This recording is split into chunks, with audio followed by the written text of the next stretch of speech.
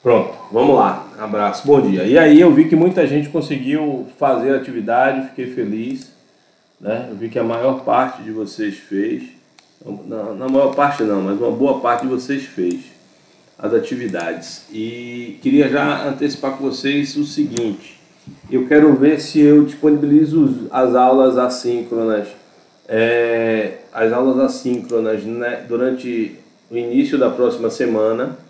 E aí a gente deixaria a aula síncrona do dia 19 para tirar dúvidas gerais sobre o assunto, né, de recursos em espécies, e marcamos a nossa prova para o dia 25. Provavelmente vou deixar só uma data, o dia 25, a véspera, e vou deixar 3 horários: um horário de manhã, um horário de tarde e um horário de noite, e aí fica tranquilo, todo mundo consegue, né, fazer sem maiores problemas. Tá bom? Mas vamos lá. Para além disso, alguma dúvida, mas eu informo isso, viu? Eu refaço o cronograma, ajustando tudo isso que a gente está conversando aqui, e eu refaço o cronograma e apresento para vocês. Fora isso, alguma dúvida geral, pessoal, antes da gente começar a trabalhar com as nossas atividades? Nada, nada, nada? Nada, nada, nada? Então pronto. Então vamos lá, vamos adiante. Algum voluntário aí para responder a primeira questão? Que queira? Então deixa eu escolher aqui, deixa eu ver entre os que responderam, né? Deixa eu começar de baixo para cima, que normalmente eu começo Ah, não, se bem que está em ordem. Não está em ordem alfabética, não. Eu pensei que estivesse em ordem alfabética, mas não está, não. Mas vamos lá. Cíntia Villanova, que fez a atividade, está na aula? Cíntia? Não. Cíntia aparentemente não está na aula. Vamos voltar aqui. Nara Silva. Deixa eu ver se está, Nara. Oi, Nara, tudo bom? Vamos lá, você que respondeu a questão, você pode começar com a gente? Eu não estou na classe, então agora eu preciso entrar no meu plano. Aí eu não vou entender muito, não pode falar para ela. Você quer que eu leia? Eu não lhe ouvi bem. Eu entendi. Eu não lhe ouvi bem. Quer que eu leia a questão e você lê somente a resposta? Pode ler. Pronto, então eu leio a questão e você lê a resposta. Primeira questão que a gente fez. Marcos interpôs recurso de apelação contra a sentença que negou o seu pleito de indenização formulado em face de determinada empresa. Após julgamento pela primeira Câmara Civil do Tribunal de Justiça da Bahia, que complementou o acórdão de apelação no julgamento de embargo de declaração, Marcos interpôs recurso especial e recurso extraordinário, argumentando que o acórdão violava dispositivo de lei federal e da Constituição Federal. O recurso extraordinário foi inadmitido no tribunal local, sob o fundamento de que pretende discutir questão constitucional a qual o STF não reconheceu a existência de repercussão geral. O recurso especial, por sua vez, foi inadmitido também no tribunal local, sob o fundamento de que pretende rediscutir fatos e provas. Em face dessas decisões, Marcos interpôs recurso extraordinário, Marcos interpôs agravo em recurso extraordinário e agravo em recurso especial. Diante de tal situação, é possível a interposição de 2 recursos contra o acórdão proferido no Tribunal de Justiça da Bahia. A interposição do agravo em recurso especial e agravo em recurso extraordinário se mostra adequada no caso concreto. Então, apesar da gente ainda não ter falado sobre agravo, a pergunta do agravo aí está tudo dentro do 1030 que a gente já tratou. Mas vamos lá, sua resposta. Eu coloquei não, porque eu não lembro agora o artigo do CPC, mas fala que a decisão que não reconhece a existência de repercussão geral, ela é irrecorrível. Então, não caberia agravo. No caso,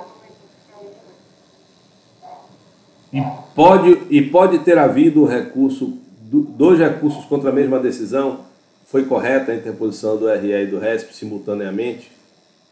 Eu acho que sim, porque são recursos diferentes, são tribunais diferentes e que a matéria dos tribunais é diferente. Então, eu acho que poderia. Pronto. Não, aí só revolução geral não. Pronto. Aí eu vou além, Nara. Essa interposição simultânea é uma faculdade da parte ou é um dever da parte, no caso da questão em que tinha dois fundamentos, constitucional e infraconstitucional? Eu acho que é uma faculdade, porque a interposição é uma faculdade, então não é obrigatório. Tá certo. Vamos lá. Alguém discorda de Nara? E quem discorda de Nara, por que discorda de Nara? Professor, Vamos lá. Carlos. Diga, Carlos. Não, eu não concordo com ela, não discordo.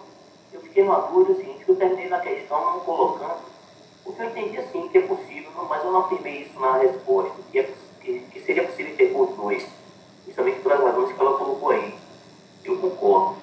Eu fiquei numa dúvida em relação ao fato de não ter sido provido o recurso especial, por conta também de que tratou de questão fática. Não seria um recurso que só impedia tratar dessas questões de direito? Aí eu lhe pergunto, e se não tratar de questão de direito, ele é admissível? Eu posso tratar questões de fato no recurso especial? Posso, Carlos? É isso, eu acredito. Eu estava entendendo que não, mas eu queria saber se é isso. Pronto, beleza. Você está certo, não pode. E se eu não posso e trato, o que acontece com esse recurso? Ele tem que ser inadmitido. Saiu a imagem. Entendeu? É justamente a questão, Carlos. Como eu não posso, em recurso especial, versar sobre questões de fato, eu, se o fizer, ou seja, se propuser um recurso especial para reexaminar questões de fato, esse recurso tem que ser inadmitido. Justamente porque não serve o recurso especial para isso. Entendeu? Essa parte? Mas vamos lá. Carlos concordou com Nara que eu não precisaria interpor simultaneamente os dois recursos. Todos concordam com isso? Oi, professor, bom dia. Oi, Sofia, bom dia. Eu não posso ligar a câmera. Sem problema. Mas eu acredito que não, acredito que é necessário, se eu não me engano tem uma súmula, não lembro agora, mas que é necessário a impugnação de todos os fundamentos, tanto de questionável, então teria que ser obrigatório.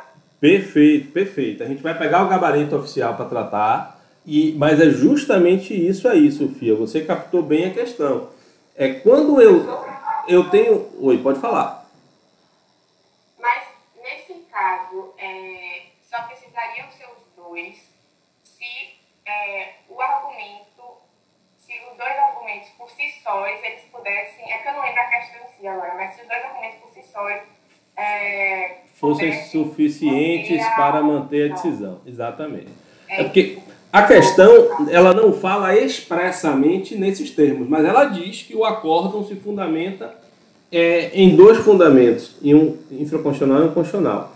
E você consegue extrair, Priscila, da questão isso, ou seja, que os dois fundamentos, em princípio, presume-se que mantém por si só, justamente porque não há acumulação de pedido. Ele faz um único pedido de pleito indenizatório e diz que a negativa foi. Então, assim, a lógica aí é para você presumir de fato, de que os dois fundamentos seriam por si só suficientes. E aí você efetivamente tem a incidência, né, dos enunciados, se eu não me engano, 126 e 2, a gente confere aqui, eu não tenho todos de cabeça, mas são justamente dois enunciados, tanto do STJ quanto do STF, que determinam que você promova o recurso com base nesses dois fundamentos. Então, Carlos e Nara, qual é a lógica disso? Isso tudo está vinculado à questão da noção de interesse de agir. Porque qual é a lógica central para vocês entenderem isso daí? Vamos supor que... vamos pensar o seguinte, eu quero promover vou pegar fundamentos de fato, porque fica mais fácil de vocês entenderem. Ou não, eu posso pegar um fundamento legal. Então vamos lá, eu quero anular um contrato. Eu quero anular um contrato porque houve vício de consentimento nesse contrato. E como houve vício de consentimento desse contrato, incide o Código Civil e autoriza a anulação do referido contrato por vício de consentimento. Além disso, eu quero anular este contrato porque o objeto do contrato é vedado constitucionalmente. Pense dessa forma, é vedado constitucionalmente. Aí o juiz vai lá e diz, pô, você está certo.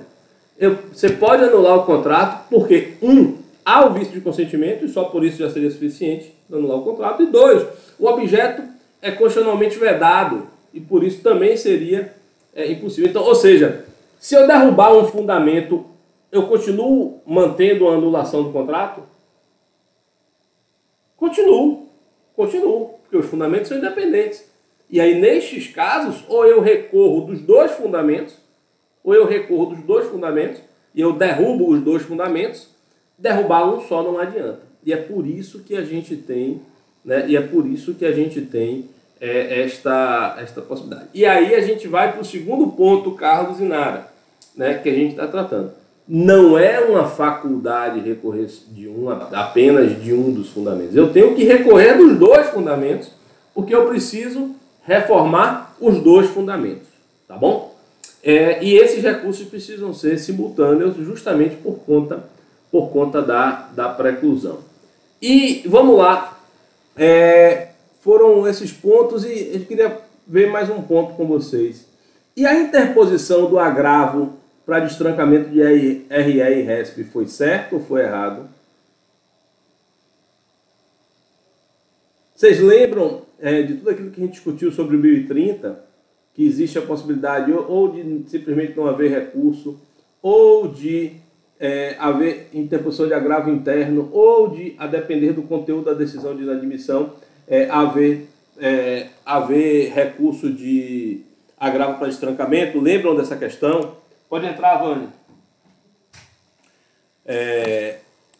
Lembram dessa questão? Obrigado. Nara, aí, sobre o tema. Vamos lá, Nara. Lembra aí qual foi sua resposta sobre esta questão? Professor, eu peço desculpa, eu ouvindo a aula.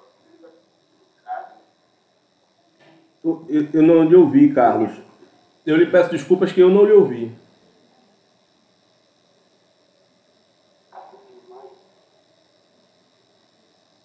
Não estou lhe ouvindo, Carlos. Me perdoe. Se você puder, bote no chat aí, né? E se alguém puder acompanhar o chat, eu agradeço. Não, professor, eu que peço desculpas. É o meu sistema aqui. Tá? Não, tranquilo, Carlos. Você vai acompanhando aos poucos aí. E depois eu vou gravar. A aula está sendo gravada. Estou confirmando aqui, está gravando. E a gente disponibiliza ela no YouTube. Fique tranquilo, que você não conseguir acompanhar. Tá bom? Mas, né, voltando a essa questão, a questão da interposição do agravo, Porque vocês lembram, Nara falou o seguinte, eu perguntei, é possível, foi correta, na verdade a questão pergunta, foi correta a interposição do agravo interno, do agravo para destrancamento do RE e RESP? Aí Nara respondeu, não foi correto, porque a decisão sobre a existência ou inexistência de repercussão geral, ela é irrecorrível. E aí, todos concordam com essa resposta de Nara? Quem discorda? Meu professor, licença. Por favor, Wesley, siga em frente. Eu coloquei aqui que haveria a possibilidade de interposição de agravo interno, já que o presidente do tribunal está vinculado ao pleno. Todo mundo concorda com Wesley, discorda com Wesley, concorda com Nara, discorda com Nara. Então, vamos lá. Sofia e Priscila já participaram. Matheus, o que é que você acha aí sobre essa questão? Foi correta a interposição do agravo interno ou não? Me perdoe, foi correta a interposição do agravo para destrancamento do RE e do RESP, o agravo do 1042, porque Nara disse, não poderia recorrer porque a decisão era sobre repercussão geral e sobre repercussão geral a decisão é recorrível. O Wesley virou para a gente, não Na verdade, a resposta não é essa. A resposta é que caberia agravo interno, porque o presidente está vinculado ao tribunal pleno. E você, Matheus, o que você me responde? Professor, não fiz atividade, ainda estava acompanhando a correção aqui na aula. Estou lendo aqui agora. É a primeira questão? É a primeira questão.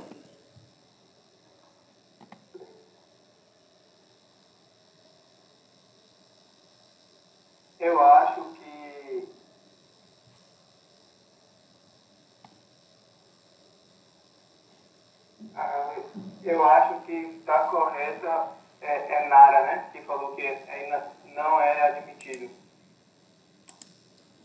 Pronto, você concordou com Nara. Eu quero mais umas duas opiniões. Bárbara, você vai responder. Na verdade, eu acho mentira, perdão. Eu acho que mudei de opinião. Eu concordo agora com o relevante a questão. Mas eu concordo com Wesley. É cabível, sim, os agravos.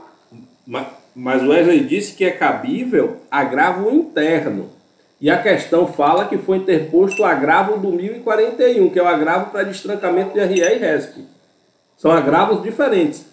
Um vai para o STJ e para o STF, o da questão, e um vai ao pleno do próprio Tribunal Recorrido, o Tribunal de Justiça da Bahia. Tá, beleza. Eu acho que é o agravo correto, o agravo em RESP e o agravo em RESP. Certo. Antes de você completar, vá lá, Liz, mas não desligue não o microfone, Matheus, para você falar. Diga, Liz. Liz, você tinha pedido a palavra, não foi? Então, vamos voltar. Então, volte aí, Matheus. Ok, mas por que que cabe... vou até antecipar, você está certo. Mas por que que cabe o agravo do RE, o agravo para destrancamento de RE e RESP?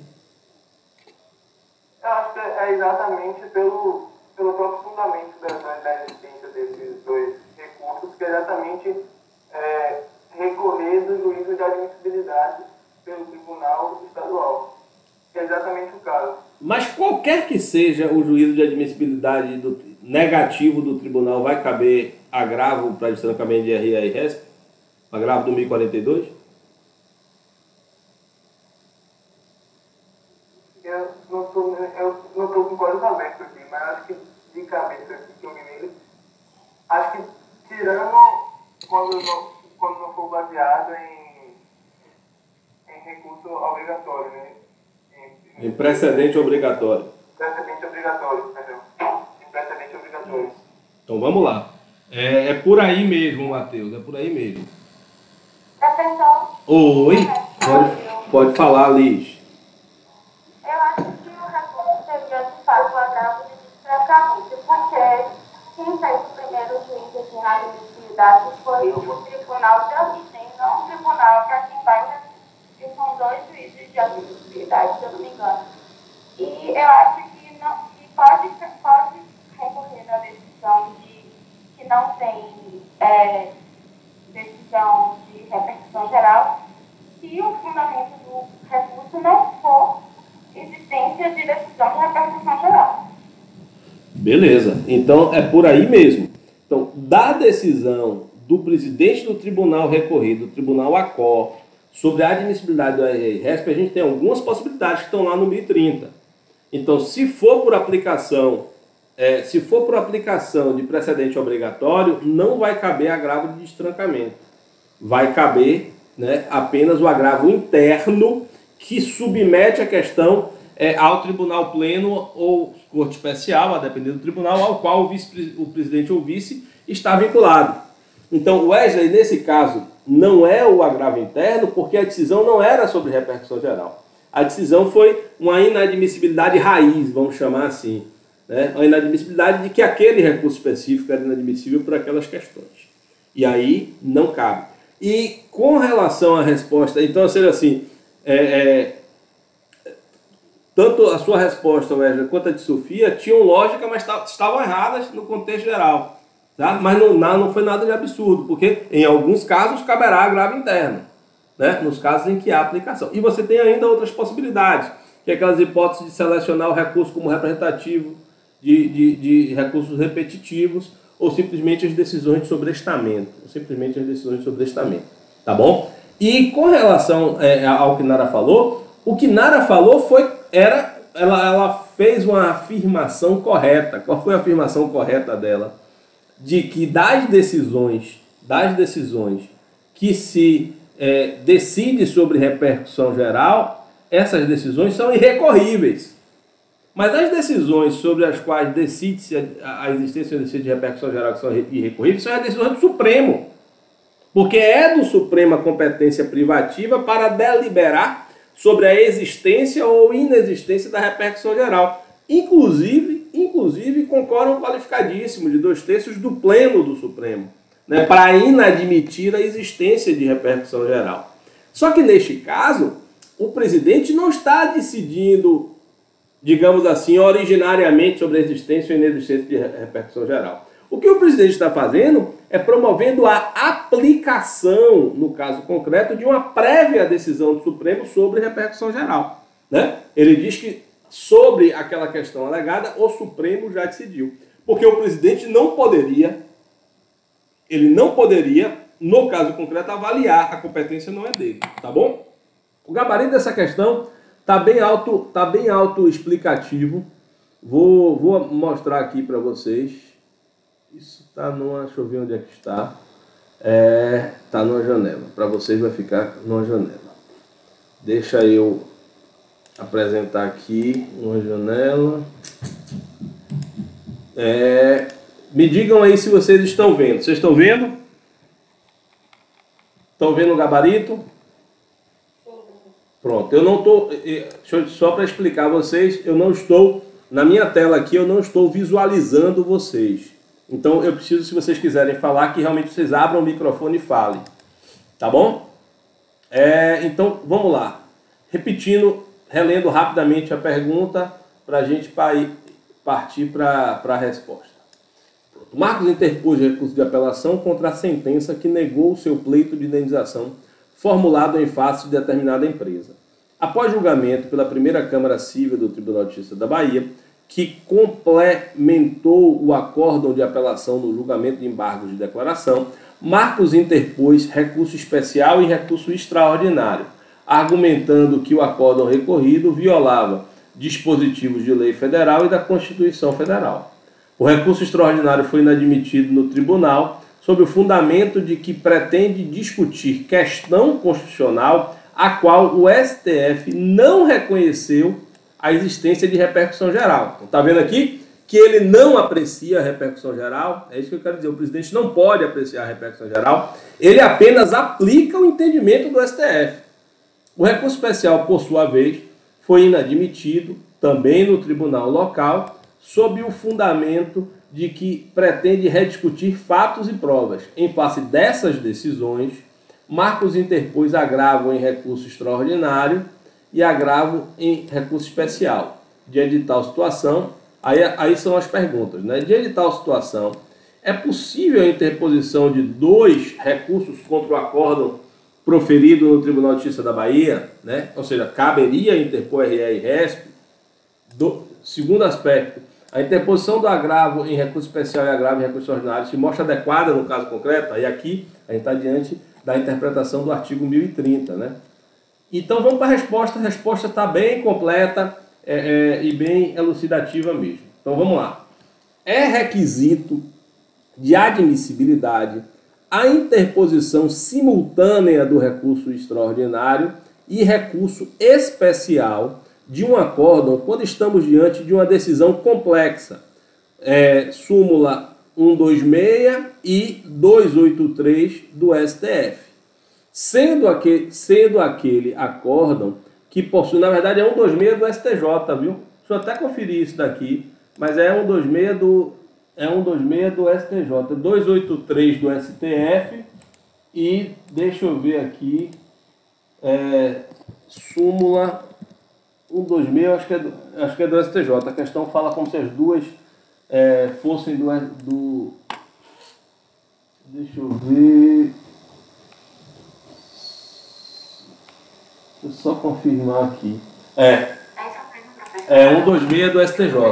Exatamente, é 126 do STJ, deixa eu até corrigir aqui, do STJ e 283 do STF. STJ, pronto. Mas vamos voltar aqui. Superior Tribunal de Justiça está aqui. Pronto. Então podemos voltar. Vamos voltar aqui à questão. Pronto. Sendo que aquele acórdão que possui fundamentos constitucionais e federais ao mesmo tempo. Isso porque, na hipótese de apenas ser interposto um dos recursos extremos em decisões complexas, ele será inadmissível por ausência de interesse ou utilidade. Ou seja, ainda que um deles seja admitido e provido, não será possível reformar a decisão recorrida. Nesse sentido, somente haverá substitutividade ou alteração da decisão recorrida se ambos os recursos forem providos e admitidos. Nesse caso de interposição simultâneas, esses recursos devem ser elaborados em petições distintas no prazo de 15 dias, úteis, tá? Voltando aqui, aí agora eu vou fazer uma pergunta. Priscila, me ajude aí, você que está por dentro da matéria. Esses agravos, como é que eles são? Esses agravos, eles sobem um para o STF e um para o STJ, não é isso? Não lembra, não? Pronto, mas eu vou lhe ajudar. Eles sobem primeiro ao STJ, aí porque eles têm a mesma lógica, a lógica do recurso especial. Ele vai para o STJ, aí o STJ pode entender que a questão constitucional ela é prejudicial, e aí ela pode remeter ao STF. Aí o STF pode concordar e julgar o agravo, ou pode discordar, dizer não, a questão constitucional não é prejudicial, e retorna para que o STJ decida. Decidido no STJ, sobe ao STF. Aí eu lhe pergunto, vamos supor que o agravo foi ao STJ e o STJ afastou, Priscila, o cabimento do recurso especial, ou seja, ele improveu o agravo interno e disse, olha, a decisão do vice-presidente do Tribunal de Justiça da Bahia está correta. Realmente não é hipótese de cabimento de agravo. Realmente você pretende rediscutir fatos e provas, então não cabe o recurso especial. O que é que eu faço com o agravo do STF? Qual o caminho? Seria remetido para o STF? E ele tem chance de ter êxito?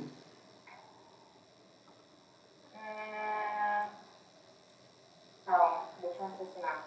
Aí a pergunta é, vamos supor que no STF o ministro olha lá e diz, poxa... Não, porque o argumento da questão federal por si só, ele já manteria a decisão que se pretende reformar. Show de bola. A questão é justamente... É bom, mas vamos botar os neurônios para funcionar. Eu também estou com os neurônios meio lentos hoje, mas vamos botar eles para... Vamos dar um estresse neles aqui. Porque a lógica é essa mesmo, que assim, ainda que no STF o ministro relator entenda, não, o vice-presidente errou.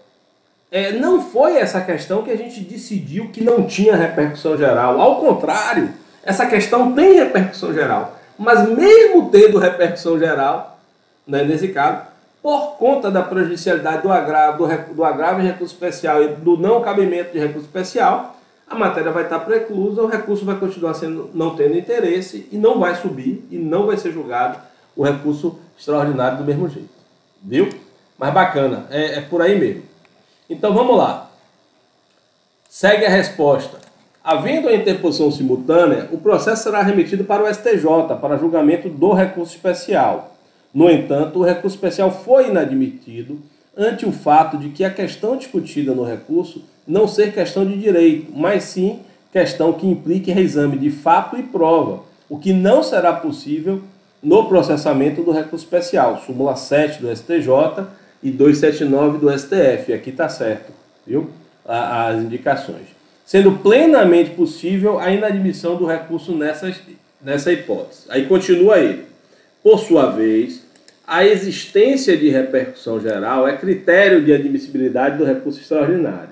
No entanto, insta a consignar que a competência para dirimir a existência ou inexistência de repercussão geral é do Pleno do STF em razão da manifestação de 2/3 dos seus membros totais, 8 ministros, e não do tribunal local. Essa parte aqui, ó, até aqui aonde eu li, é justamente a parte que Nara respondeu. Só que a resposta correta é essa segunda parte aqui, ó. Porém, quando se tratar de situação de o STF já ter consolidado o entendimento que a matéria não possui repercussão geral, o recurso extraordinário será inadmitido por meio de decisão do presidente ou vice-presidente local. Artigo 1030. Sendo esta a hipótese do caso, não sendo possível a interposição de agravo em recurso extraordinário, mas sim agravo interno aqui, mas sim agravo interno para o plenário do órgão especial de origem, a fim de que se faça a distinção para deixar de aplicar o precedente ao caso. Para deixar de aplicar o precedente ao caso. E aqui, ó, Wesley, você está certo. O Wesley está certo.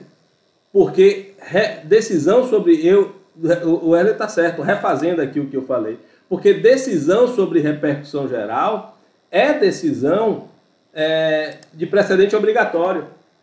A gente falou, Priscila, também nesse sentido, a mesma coisa. Só que a gente falou que eu falei que caberia agravo para destrancamento. E nesse caso não é para destrancamento, porque é repercussão geral.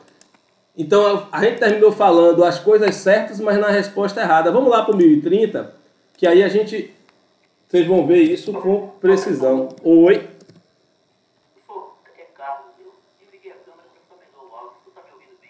Tu, Carlos, me dá só um segundinho para eu terminar isso daqui. Rapidinho. Dá só um segundinho. Artigo 1030. Aí tá aqui. Vocês estão vendo o 1030 agora?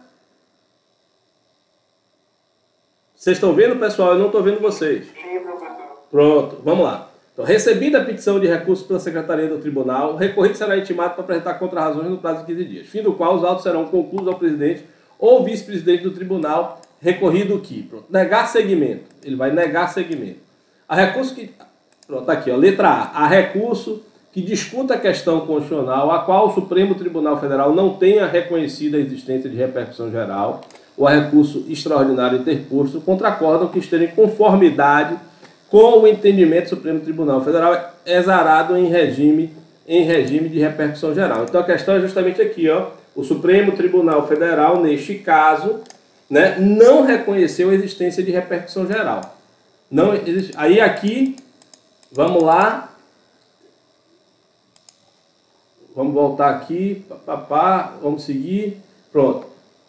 Da decisão de inadmissibilidade proferida, ó, parágrafo 2º do artigo 1030, da decisão proferida com fundamento do inciso 1 e 3, caberá agravo interno nos termos do 1021. E onde é que a gente estava? No inciso 1, repercussão geral, que é justamente, pessoal, a lógica central que a gente falou. Qual foi a lógica central que a gente falou? Quando houver decisão sobre aplicação de precedente obrigatório, o recurso não é para o STF ou o STJ. O recurso será para o tribunal local. Qual foi a lógica disso? Deixa eu parar aqui a partilha para explicar a vocês, porque na parte anterior eu falei a coisa certa, mas dei a resposta errada. E aí reitero aqui que o Wesley foi quem percebeu isso e deu a resposta correta. Qual é a lógica central hoje? A lógica é, poxa, se o Supremo Tribunal Federal ou se o STF já decidiram a questão e já firmaram sobre a tese jurídica um precedente obrigatório, não tem sentido eu ficar remetendo recursos para que o STF diga o que ele já disse em repercussão geral, né, ou em precedente obrigatório, lato sensu, e para que o STJ repita o que ele já disse em precedente obrigatório. E aí são precedentes obrigatórios. Repercussão geral né? Recursos julgados em regime de repetitivos, decisões de IAC, decisões de IRDR. São todos presentes obrigatórios. E aí, qual é a lógica? Ó, já que o Supremo já disse, eu só vou deixar subir o RE se o RE se a decisão recorrida desrespeitar a decisão do Supremo, em repercussão geral. Se a decisão recorrida respeita a decisão do Supremo em repercussão geral, eu não subo em RE. E aí foi correto o presidente inadmitir, e você terá o agravo interno ao pleno para eventualmente fazer o distinguish, para eventualmente você virar e dizer assim, olha, o presidente aplicou errado, não é esta a questão que se aplica ao meu caso. No meu caso, aplica-se uma outra questão. E aí você não sobe. Entendido até aqui? Entendido até aqui, pessoal? Pronto, beleza. Isso tem um problema. Isso tem um problema. Qual é o problema central que a gente tem nisso? O risco de imutabilidade do sistema. O risco de imutabilidade do sistema. Né? Ou seja, os precedentes obrigatórios eles existem para segurança jurídica, para fins de isonomia, e é óbvio que a tendência é que eles perdurem no tempo. Então, não deve e não se deve mudar o precedente obrigatório toda semana, ou todo mês, ou todo ano. Mas a gente sabe que existe a mutabilidade das relações sociais que implicam na necessidade, não raro, de revisão das teses jurídicas. Né? Em matéria constitucional, já que a gente está tratando de recurso extraordinário, a questão da mutação constitucional sobre o mesmo texto, durante um tempo o Supremo decidiu, né, relações homoafetivas, a existência de a aceitabilidade das relações homoafetivas como relações de família. O Supremo antes decidia que não podia, agora decidiu que pode. Isso mudou, o texto da Constituição é o mesmo. Né? Então, o grande problema desse sistema que a gente tem, das decisões proferidas em repercussão geral, eu não subo mais, é que vai ficar difícil, muito difícil, tanto o STJ quanto o STF promoverem a revisão de sua jurisprudência. Né? E aí, pela interpretação literal do artigo 1030, a gente estaria mal arrumado. Porque não haveria possibilidade do STF, ou seja, os recursos nem sequer subiriam ao STF e ao STJ. E aí você não tem uma saída disposta abertamente em termos legislativos. E a doutrina tem trabalhado muito sobre esse tema, e a doutrina tem defendido duas possibilidades, ou uma técnica que é muito comum no direito do common law, que é o signalizing, ou seja, o próprio Supremo ou o próprio STJ informaria no julgamento de um outro recurso, como obter dictum, de um outro recurso. Olha, a gente está disposto aqui a rever a tese tal sobre repercussão geral. Seria uma possibilidade. E a outra possibilidade seriam os presidentes dos tribunais, ao perceberem que existe uma possibilidade, uma tendência de mudança, afetar ainda assim as questões para o STJ, para o STF, ou seja, admitir e remeter o recurso, apesar de já existir precedente obrigatório, existe a possibilidade de revisão desse precedente, né? E remeteria para ver se não era a hipótese de aplicação do overruling, tá? Mas essa é uma questão que preocupa muito, esse risco de engessamento, digamos assim, da jurisprudência relacionada aos precedentes obrigatórios. Mas sem dúvida a gente vai construir saídas. Mas está bom até aqui, pessoal? Então, corrigido aqui para que o Wesley estava certo, de que neste caso o Wesley estava certo, que em relação, e aí assim até deixa eu corrigir adequadamente. Vamos botar aqui a questão. O Wesley estava certo em relação ao agravo do RE, né? E aquilo que a gente falou antes se aplica ao agravo do RESP. Então, no caso do agravo do RESP, é agravo do 1042.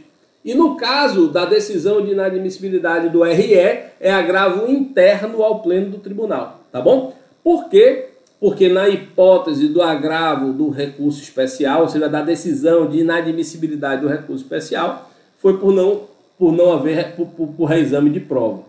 Tá certo? Foi para o reexame de prova. Mas vamos lá. Agravo ao plenário. Então vamos seguir adiante. Nos casos, terminando aqui o gabarito. Nos casos de inadmissão de ambos os recursos excepcionais, caberão simultaneamente agravos em recurso especial e agravo em recurso extraordinário. O agravo em recurso especial para destrancar o recurso especial e o agravo em recurso extraordinário para destrancar o recurso extraordinário. Porém, no caso em comento, no que tange a inadmissão do recurso especial, caberá agravo no RESP se o recorrente demonstrar que inexiste qualquer reexame de prova ou fato no caso em comento. Vou fazer um comentário já sobre isso. Mas sim delimitar as questões de direito a serem tratadas. No entanto, conforme já relatado, caberá agravo em recurso extraordinário, o que demonstrará a impossibilidade de subjetividade da decisão, em razão de ser uma decisão complexa e substitutividade compartilhada, do modo que ambos os recursos devem ser providos. Então, o que é que eu quero tratar aqui com vocês? O que é que eu quero tratar aqui com vocês sobre essas questões relacionadas a reexame de fato e prova, que é muito importante. A gente viu lá na aula 5, que não cabe RESP para reexame de prova e fato. Beleza? Não cabe. Tá? Como não cabe para a interpretação de cláusula contratual. Mas cabe para a aplicação do direito probatório. Assim como cabe, né, por má interpretação, por má aplicação da norma ao caso concreto. Então, o que é que significa dizer isso? Assim,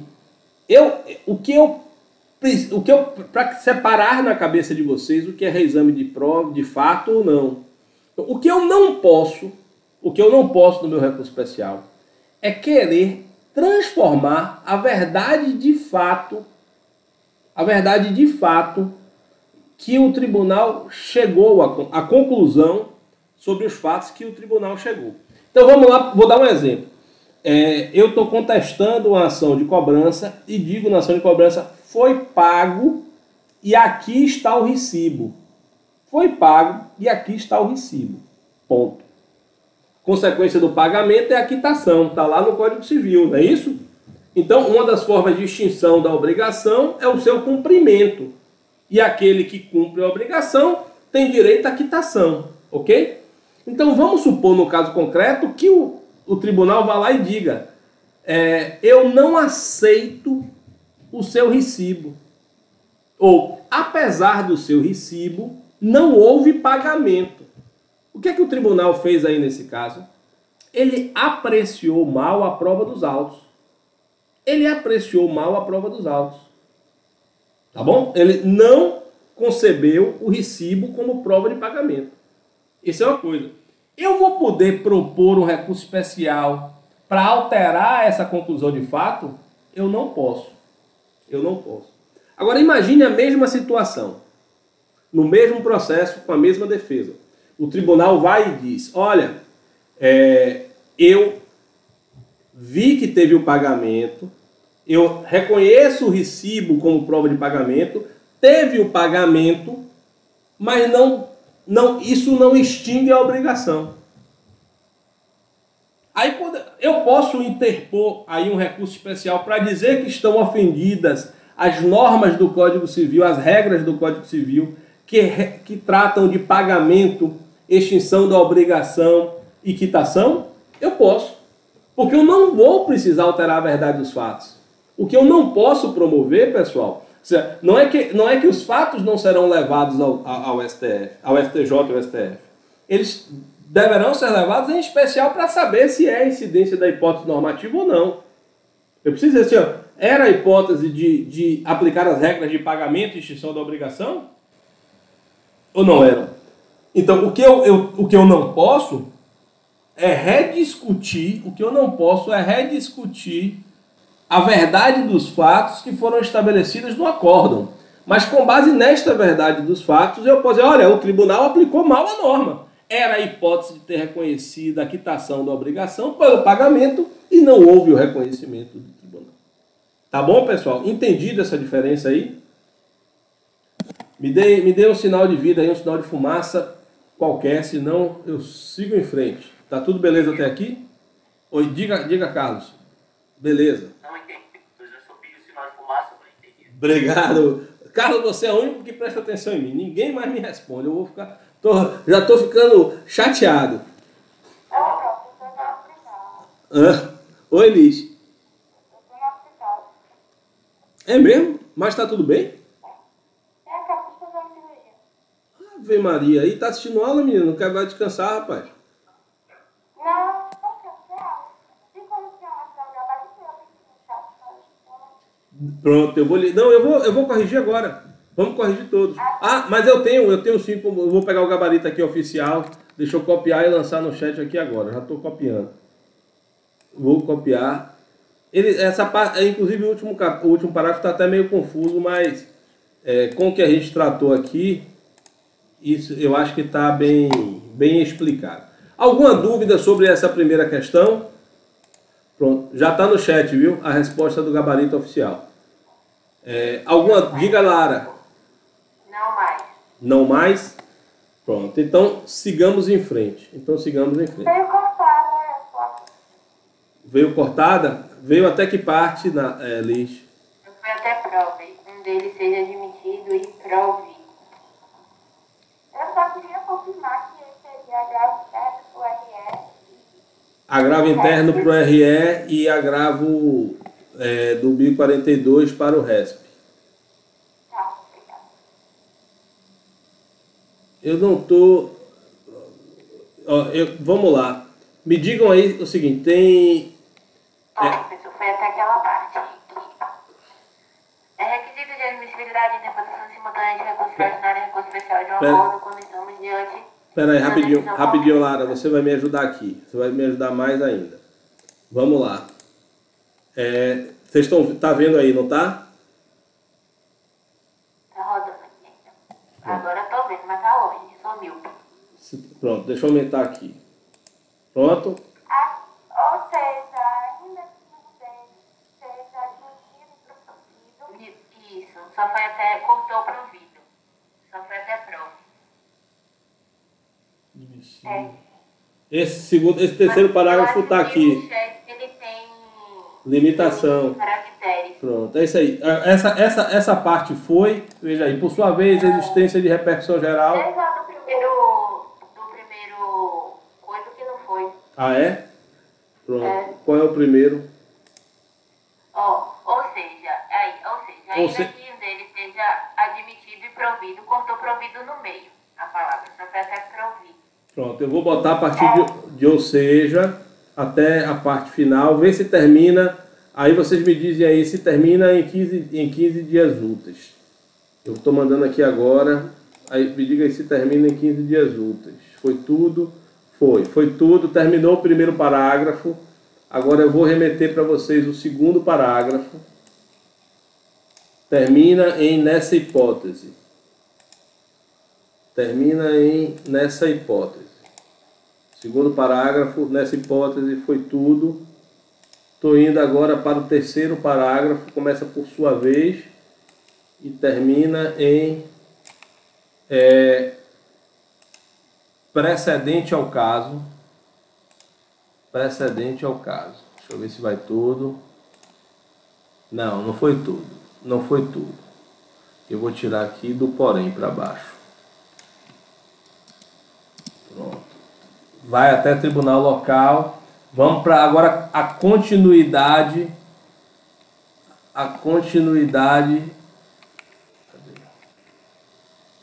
Tribunal local. A continuidade da resposta do terceiro parágrafo da resposta. Porém,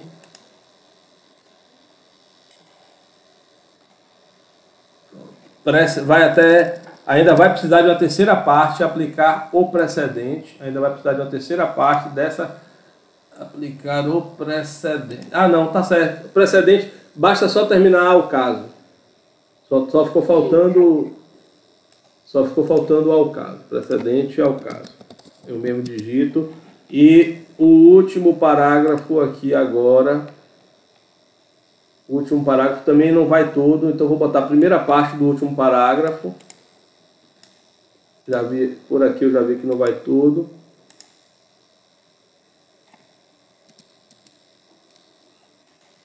Delimitar as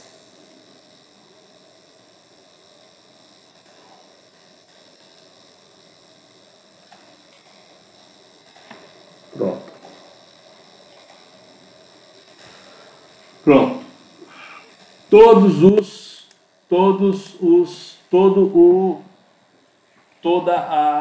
O gabarito foi lá. Vamos para a próxima questão. Deixa eu ver. Deixe-me ver quem é que vai responder essa próxima questão. Nara já foi. Andressa está aí? Andressa Santiago Lima. Pessoal, eu não tô em tempo. Eu não estou enxergando vocês, viu?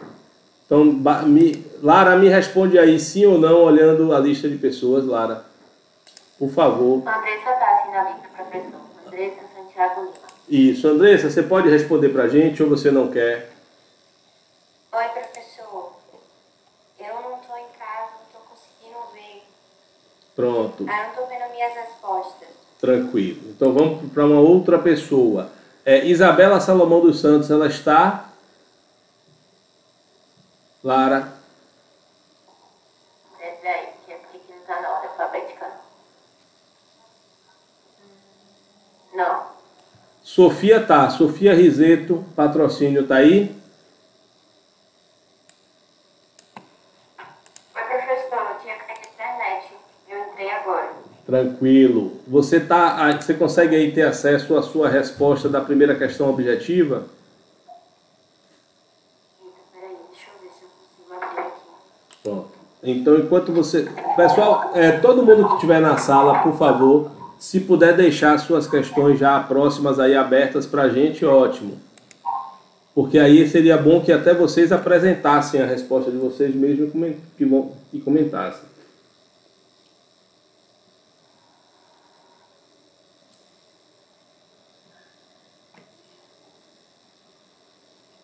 Professor. Oi, Carlos. Depois o senhor pode até confirmar com Lara. Eu desde ontem, meu computador aqui deu problema, deu pau, o computador está aqui na frente, só iniciando. E aí eu estou pelo celular. Pelo celular, há um problema entre o celular e a cadeira, sou eu. Eu saí daqui para fazer alguma coisa diferente dele aqui, eu tenho que sair da aula. Então estou justificando, mas eu vou tentar fazer. Agora, se eu cair, depois eu voltar, eu entendo. Fique absolutamente tranquilo, Carlos. Eu entendo sim. Eu sei que você está se esforçando bastante. Pode ter certeza que o negócio está sério aqui. Obrigado aí. Sofia caiu. Acho que Sofia está com problema. Tem alguém que esteja com a questão aberta que possa responder para a gente?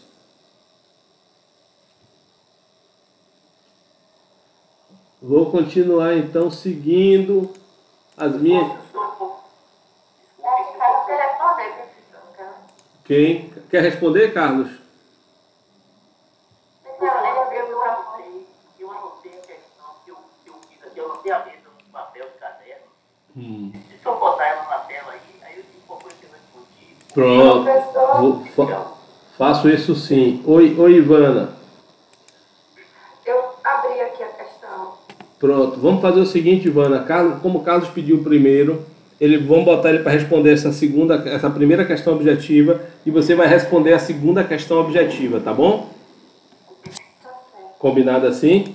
Então, Carlos, eu vou apresentar, exibir aqui e você vai lendo para mim, aí lê todas as proposições e diz qual foi aquela que você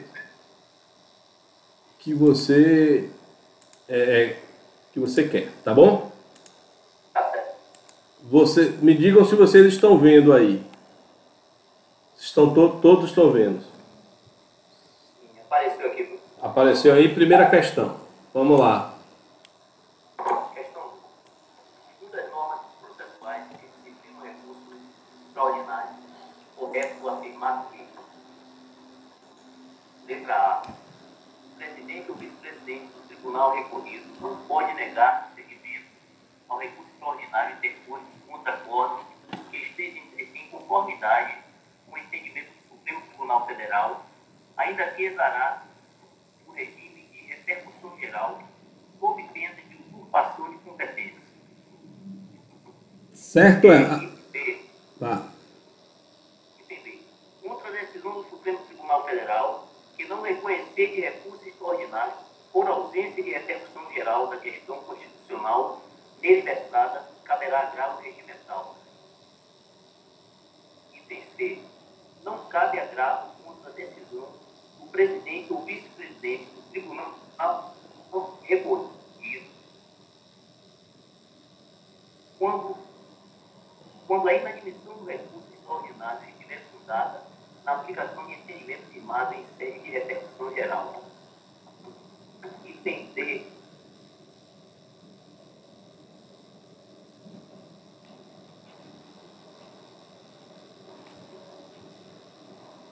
Publicado o acordo paradigma do líder de grau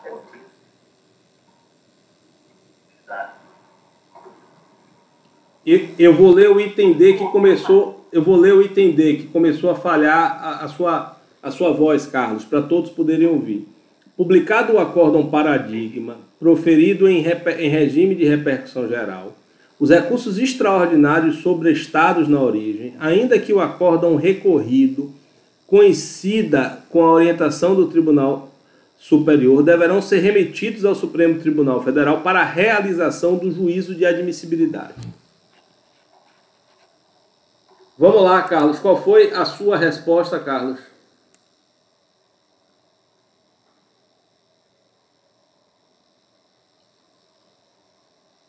Qual foi a sua resposta, Carlos?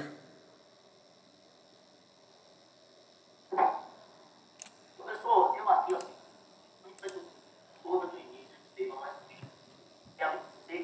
não cabe examinar. Eu não estou lhe ouvindo, Carlos. Eu não estou lhe ouvindo, Carlos. Me perdoe. Eu não estou lhe ouvindo. Me perdoe, Carlos. Obrigado por sua vontade de participar, mas eu realmente não estou lhe ouvindo. Então, eu vou lhe pedir um favor. Digite aí no chat, tanto o Carlos quanto os demais, a resposta que acham que é correta. Só digitar. Só a letra. Digite aí, Carlos, a letra e os demais também.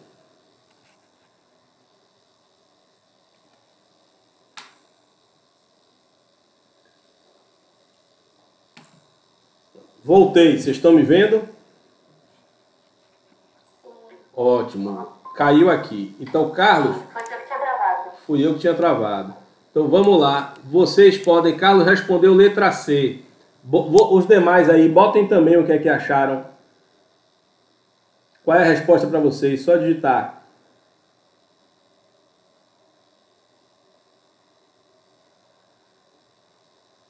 C, B... Mais alguém vai digitar? Só tenho 3 respostas aqui até agora. 2 C e uma letra B. 2 C e uma letra B. Então tá. Vamos seguir. B também. Ricardo Fonseca, Ricardo B. Pronto. Então, vamos lá. O gabarito oficial dá a resposta na letra C. Vamos analisar por que não é a B. Contra a decisão do Supremo Tribunal Federal que não conhecer de recurso extraordinário por ausência de repercussão geral da questão constitucional nele versada, caberá agravo regimental. Não caberá, porque observe que aqui, pessoal, a decisão é do próprio Supremo Tribunal Federal. É do próprio Supremo Tribunal Federal. E o CPC é expresso que quando o Supremo toma a decisão de ausência de repercussão geral, a decisão é irrecorrível. É irrecorrível, tá bom? E aqui, vamos lá. Não cabe agravo contra a decisão do presidente ou vice-presidente do tribunal recorrido quando a inadmissão do recurso extraordinário estiver fundada na aplicação de entendimento firmado em sede de repercussão geral. A questão aí está um pouco confusa porque ele botou somente o nome agravo. Como é somente o nome agravo, é o agravo do 1042. E a gente viu, como viu na resposta anterior, que o agravo do 1042 nestes casos não cabe. Por que que não cabe o agravo do 1042 quando a decisão é em sede de repercussão geral? Porque nas decisões em sede de repercussão geral, né, em sede de repercussão geral, aplica-se o que a gente viu? Agravo interno. Agravo interno. Vamos voltar lá no artigo 1030 para vocês fixarem essa questão mais uma vez. Fixarem essa questão mais uma vez.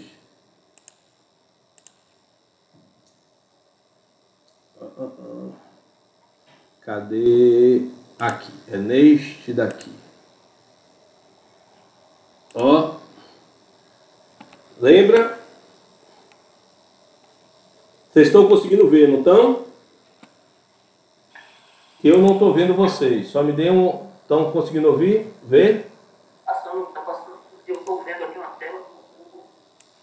Uma tela do Google? Não, eu quero que vocês vejam uma tela do o CPC. Então eu vou parar a reprodução, vou apresentar de novo a reprodução. Pronto, agora vocês vão conseguir ver. Carregou aí, Carlos? Ok, apareceu aqui.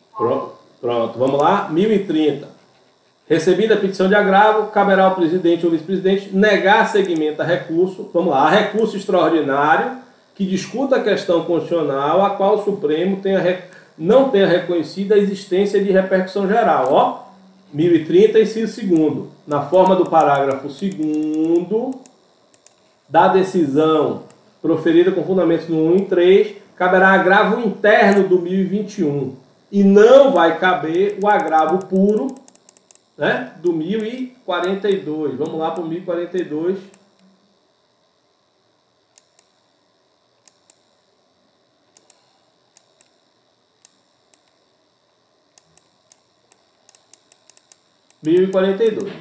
Pronto. Caberá agravo contra a decisão do presidente ou do vice-presidente do tribunal recorrido que inadmitir recurso especial ou extraordinário, salvo quando fundado na aplicação de entendimento firmado em repercussão geral ou em julgamento de recurso repetitivo. Então, como 1042 ele afasta o agravo para destrancamento nas hipóteses de precedente obrigatório. Entenderam por que não é o B? Pronto. Entendido por que não é o B. Aparentemente.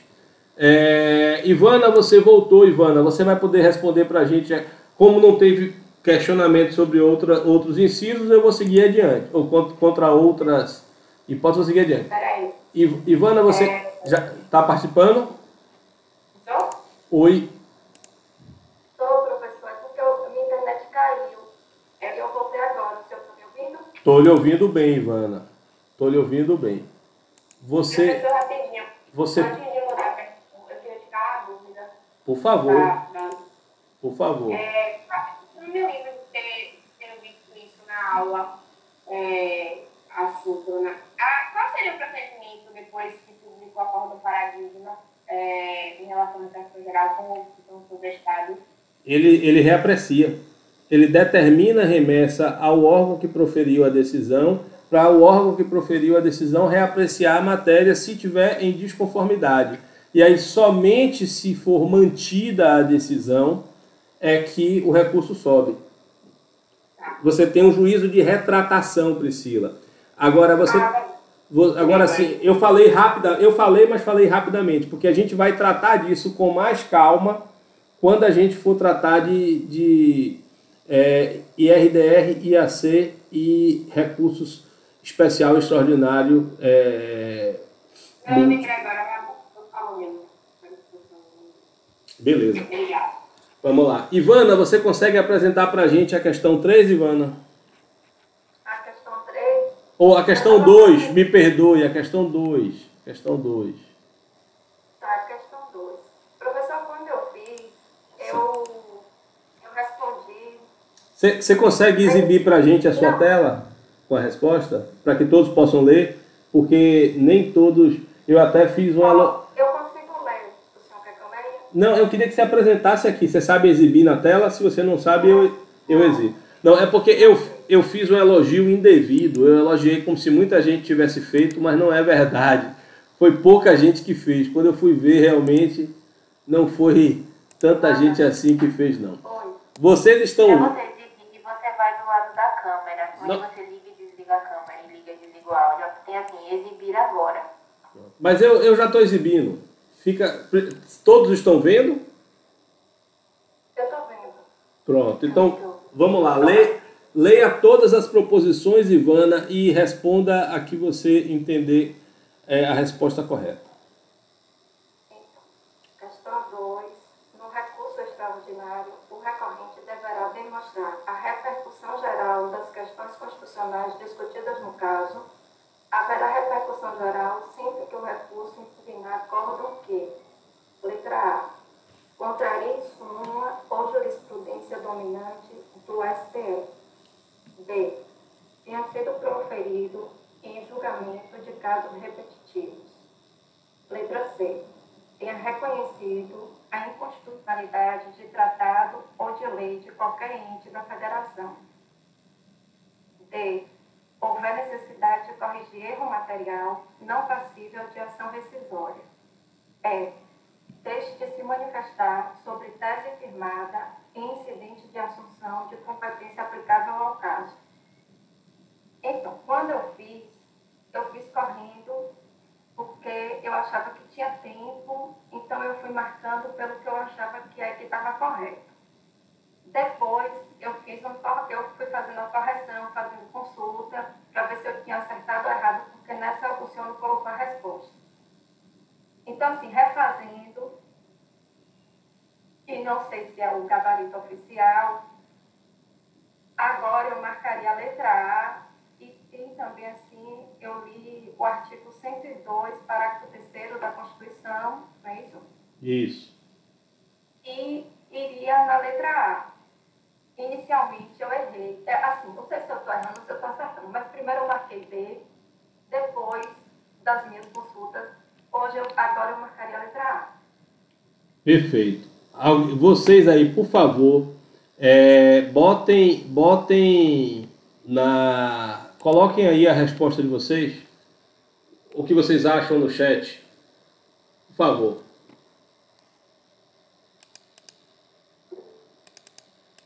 Professor, eu fiquei muito na dúvida entre A e B. Sim. Mas eu tenho a opção de que as duas estavam certas, eu não consegui identificar qual era o... Vamos lá. É justamente isso que eu quero, que vocês botem aí. Bote aí, então, A ou B, para que eu possa identificar qual é a dúvida de vocês e a gente trabalhará a dúvida.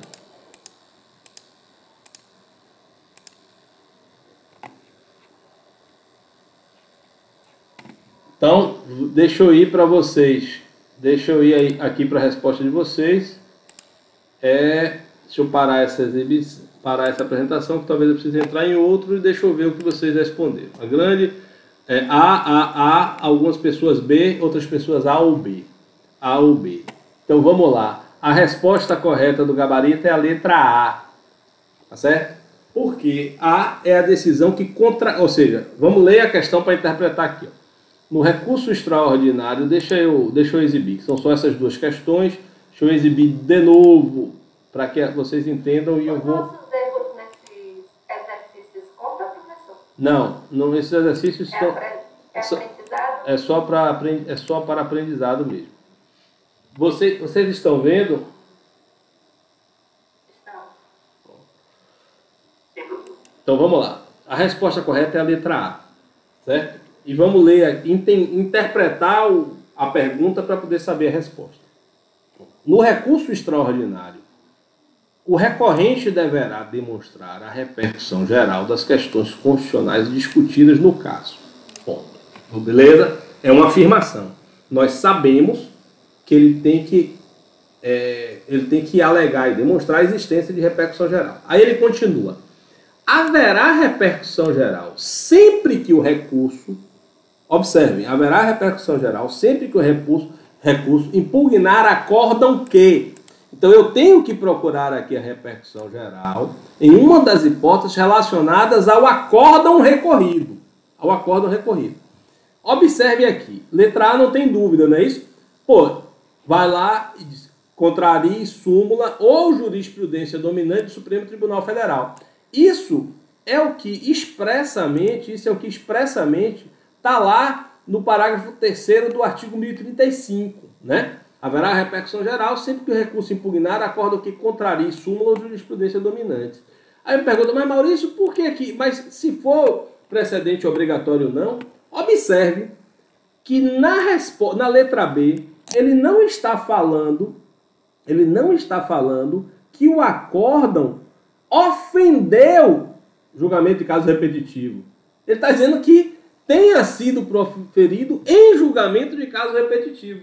Então, ou seja, eu posso ter um acórdão proferido no julgamento de um caso repetitivo e que não tenha repercussão geral. Pô, então, por exemplo, é caso repetitivo, julgamento de RDR, não é isso? Pronto. Se for, ou seja, o simples fato da decisão ser proferida em julgamento de caso repetitivo não significa necessariamente que haverá repercussão geral. Agora, seria correto se você se o acórdão recorrido tiver ofendido precedente em caso repetitivo. Conseguiram entender? Compreenderam? Sim, professor. Pronto. Então, viva. Mas professor, em prova aí, eu chamo pegadinha.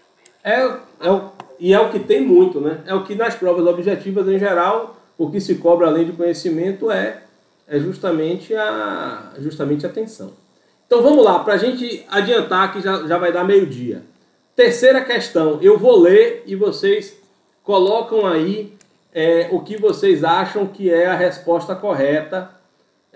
O que vocês acham que é a resposta correta, tá bom? Eu vou ler aqui e vocês colocam aí no chat e a gente vai tratar das questões.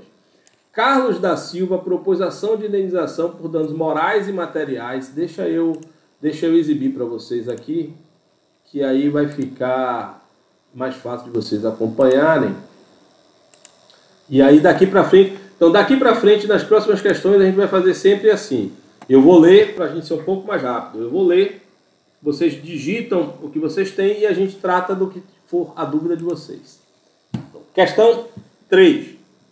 Carlos da Silva propôs ação de indenização por danos morais e materiais em face de Rolando Gomes, que teria colidido na traseira do seu veículo, ocasionando avarias do bem e lesões corporais ao autor.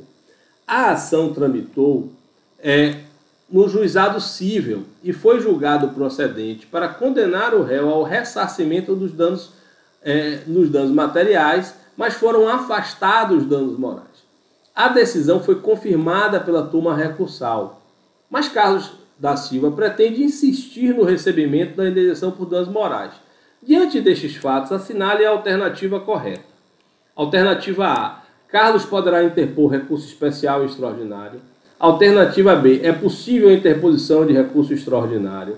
Alternativa C. A decisão proferida no colégio recursal é sempre irrecorrível. Alternativa D. A única medida processual cabível contra esse julgado são os embargos de declaração. Alternativa E. Pode ser interposto recurso interno para o Tribunal de Justiça. Vamos lá. Quero ver as respostas de vocês no chat. B. Mais alguém vai responder? Só Ricardo e Mariana, por favor, lancem aí. B. Pronto. Então, me parece que não tem dúvida. Todos entenderam, né? Todos entenderam que é possível a interposição de recurso extraordinário. A gente tratou muito disso na aula assíncrona, de que as decisões proferidas por turmas recursais não cabe recurso especial, mas pode, em tese, caber recurso extraordinário. Tá bom? A única coisa que eu queria lembrar aqui, porque isso eu não falei na aula assíncrona, devia ter falado, em relação à questão D, que aqui tem uma pegadinha que vocês não perceberam talvez. A única medida processual cabível contra esses julgados são os embargos de declaração. Ela está errada porque cabe recurso extraordinário. E está errada também porque tem uma outra coisa que eu não disse lá, devia ter dito. É que quando ele bota a medida jurídica, eu não estou falando somente de recurso. Eu estou falando de recurso e de ações originárias. E cabe reclamação para o STJ das decisões de turma recursal, tá bom? Eu não falei lá, mas eu vou falar quando eu falar da aula de reclamação. O STJ resolveu que cabe, sim, reclamar. Embora não caiba recurso especial, caberá reclamação, porque a lógica é que as turmas recursais estão submetidas à jurisprudência do STJ, que é o intérprete final da legislação infraconstitucional. Então não cabe recurso especial. E se a resposta fosse recurso, só cabe recurso de embargo de declaração e recurso de agravo e recurso extraordinário. Mas se a decisão for medida jurídica, tipo assim, ó, cabe alguma medida jurídica da decisão de uma turma recursal para o STJ? Se a pergunta for medida jurídica, sim, cabe reclamação. A gente desdobra isso na aula de reclamação, tá bom? Eu vou falar isso na aula de reclamação. Embora não caiba recurso especial. Beleza? Questão 3, questão 7. Oi? Alguém pode colocar a questão aberta, novamente a resposta no chat, porque quando eu caí, eu estava copiando e agora que eu retornei, ela sumiu para mim. Pronto, Então, eu vou pedir aí a Lara que faça isso. Ô Lara, recopia lá em cima e lança de novo, tá bom?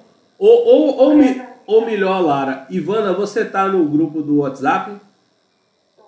Pronto, então copia, Lara, e manda lá no grupo do WhatsApp. Melhor ainda. Pode ser? Pode, obrigada. Pronto. E aí a gente continua aqui, liberado o chat para a questão 7, né? Que é a quarta questão, mas está lá como questão 7. Pronto.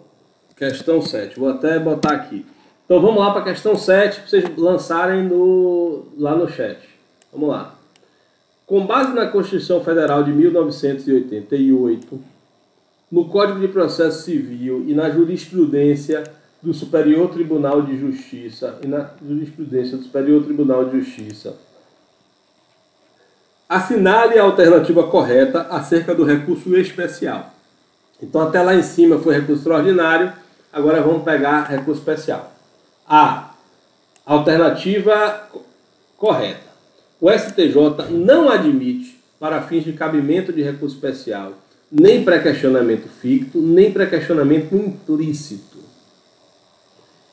O STJ não admite, para fins de cabimento de recurso especial, nem o pré-questionamento ficto, nem o pré-questionamento implícito. Letra B.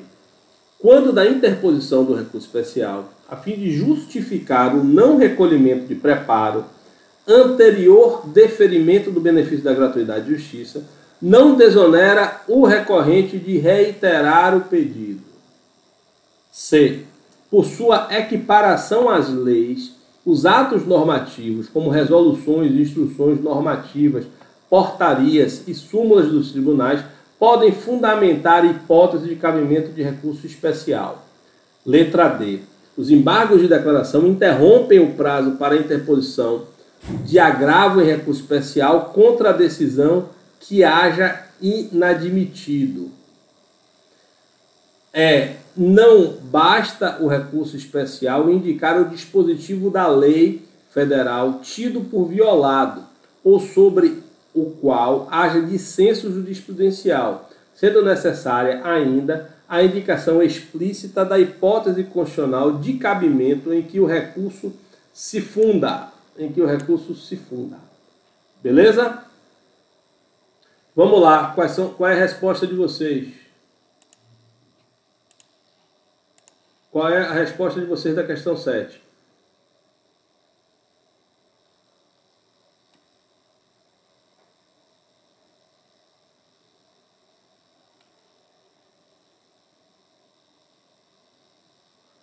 Beleza, é isso mesmo, pessoal. A resposta é a questão é. Eu preciso promover o indicativo, tá bom?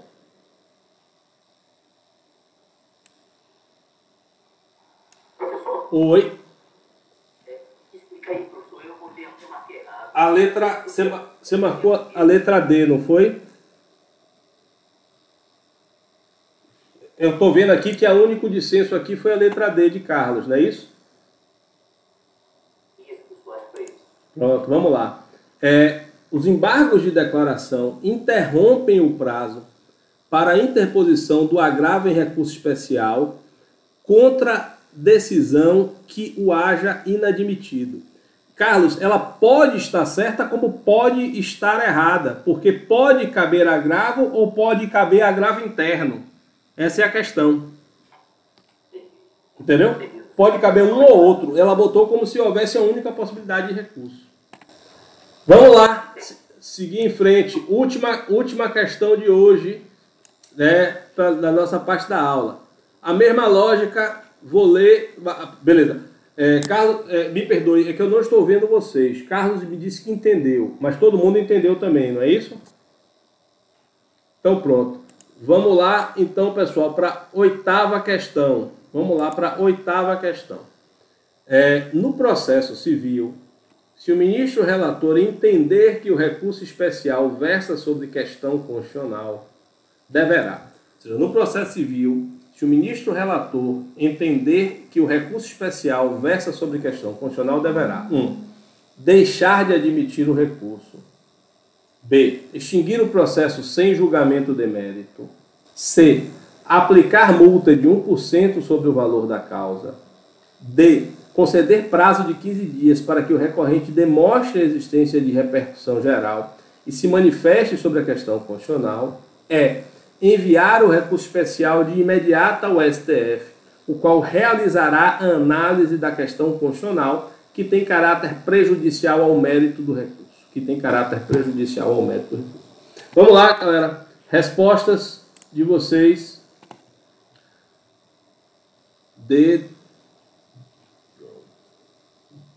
Show de bola. Me parece que ninguém tem dúvida, né? Que é a questão da fungibilidade do recurso especial e extraordinário, mas que a adaptação da argumentação para fins de tratar da questão constitucional tem que ser feita no STJ antes da remessa para o STF.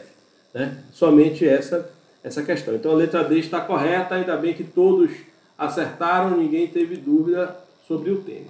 Então, pessoal, eu acho que por hoje chega, né? É isso aí. Diga, Priscila. Claro. É porque eu fiquei aqui analisando uma questão e eu ainda não estou conseguindo entender. Tipo, é uma questão que o senhor já passou, mas é que eu fiquei relendo para ver se eu consegui entender quando eu perguntar. Vamos lá. Mas eu ainda estou na dúvida.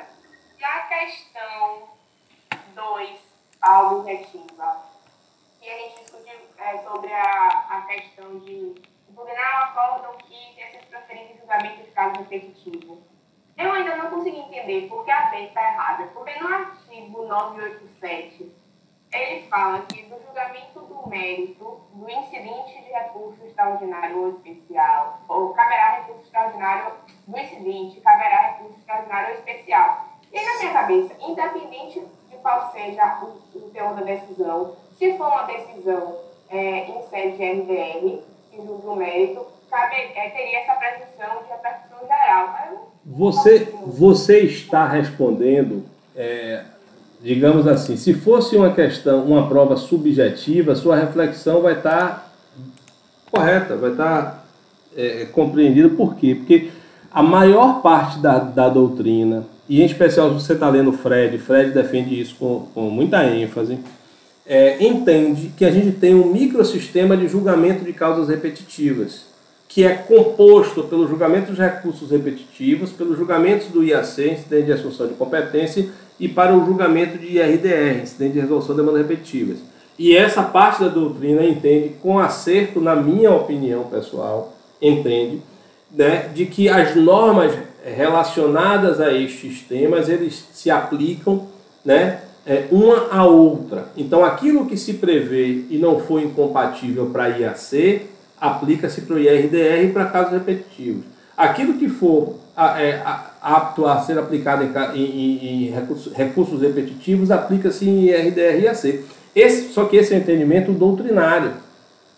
Quando você vai para o texto da lei, e aí é o problema das provas objetivas, que a gente fica no texto da lei, ele vem aqui, ó, artigo 1035, você está vendo aí? Pronto. O Supremo Tribunal Federal, em decisão irrecorrível, não conhecerá de recurso extraordinário quando a questão constitucional nele versada não tiver repercussão geral nos termos deste artigo. E aí vem para o parágrafo 2º.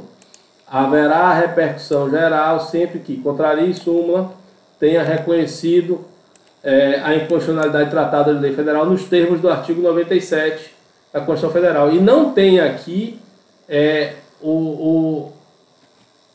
quando você fala, genericamente em recursos repetitivos. E você vai lá no IRDR e tem a regra. Mas não tem esta regra de que sempre caberá nos julgamentos de recurso especial e extraordinário repetitivos. Porque você pode, em tese, caber de uma decisão, a gente tratou disso lá atrás, você pode caber em tese de uma decisão proferida no recurso extraordinário, pode caber, do julgamento de um recurso especial, pode caber um novo extraordinário daquelas questões. Então, essa questão, do ponto de vista da estrita diploma processual, sabe? Você não pode afirmar que é correta. Você pode, o que eu posso dizer, Priscila, se lhe ajuda, é que assim como você, eu também concordo que a melhor solução é essa. Mas como gabarito, eu não posso dizer que o gabarito está errado, entendeu? Como gabarito é questão objetiva. Muito obrigada. Valeu. Mais alguma dúvida, pessoal, sobre qualquer das questões? Então, se não foi, vamos... Vamos lá. O que estou falando nisso da aula? O senhor vai ver, vai confirmar ainda com a gente, adaptar o cronograma. Isso. Ao que tudo indica... Isso. Ao que tudo indica... Exatamente lá. Ao que tudo indica, é isso que vai acontecer. Se eu conseguir, como eu pretendo, liberar até segunda, até o dia 16, 17, as aulas de agravo para destrancamento de RE e RESP e de embargos de divergência, cujos assuntos são bem pequenos, aí a gente pode deixar já a prova marcada para o dia 25. Mas eu faço isso e deixo lá no... Eu alterarei o cronograma para incluir isso, tá bom? E aí no dia 19 seria a revisão, no dia 25 seria a prova e dia 26 aí a gente corrigiria a prova. Tá bom? Tudo bem. Essa é a lógica. Aí eu fico na outra semana, do dia 3, para tratar de IRDR e IAC e recursos repetitivos. Do dia 10 a gente trata de repercussão geral, dia 10 de dezembro já, repercussão geral, repercussão geral, reclamação e ação rescisória, e aí a gente bota lá na semana de 13 a 18, a gente botaria a nossa prova final. Qual a data da prova final? 13 a 18. Provavelmente, eu vou lançar isso mas provavelmente na semana de 15 a 18. E aí eu devo fazer no dia 5 e no dia 12 uma atividade mais leve sobre os temas para fixação naquele esquema de que vale um ponto, atividades mais leves para fixação de causas repetitivas e também de reclamação e de ação rescisória. Tá bom? Então, falou, galera. Um abraço forte, tudo de bom. Bom restante de semana para todos vocês. Tchau, tchau.